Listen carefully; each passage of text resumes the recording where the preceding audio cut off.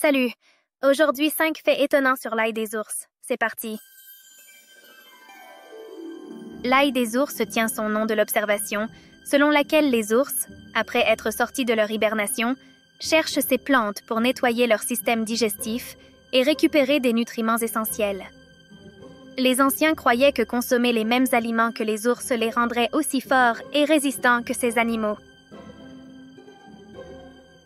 Toutes les parties de l'ail des ours, des feuilles jusqu'aux fleurs, en passant par les bulbes, sont comestibles. Les feuilles ont une saveur caractéristique d'ail et peuvent être utilisées crues dans les salades, les pestos ou comme assaisonnement, parfois pour remplacer ce dernier. L'ail des ours est reconnu pour ses nombreuses propriétés médicinales. Il est riche en vitamine C, en sélénium et possède des propriétés antiseptiques, digestives et peut contribuer à abaisser la pression artérielle ainsi qu'à réduire le cholestérol. L'ail des ours préfère les sols riches et humides, souvent près des ruisseaux, dans les forêts anciennes.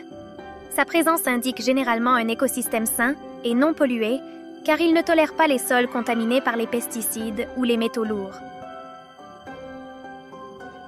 Malgré ses nombreux bienfaits, l'ail des ours peut être confondu avec des plantes très toxiques comme le colchique d'automne, Colchicum autumnale, ou les jeunes feuilles de muguet, Convallaria majalis, surtout avant que ses fleurs caractéristiques n'apparaissent.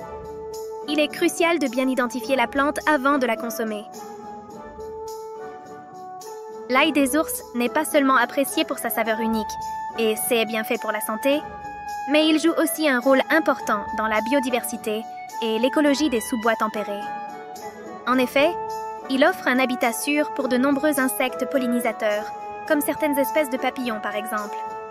Ses fleurs sont également riches en pollen.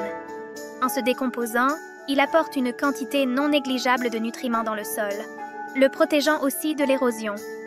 Il sert par ailleurs de nourriture à de nombreux animaux de la forêt, comme les cerfs et les sangliers, qui participent à leur manière, en retour, à la dispersion de ses graines. Alors, forte comme un ours, cette petite plante, pas vrai? À la prochaine!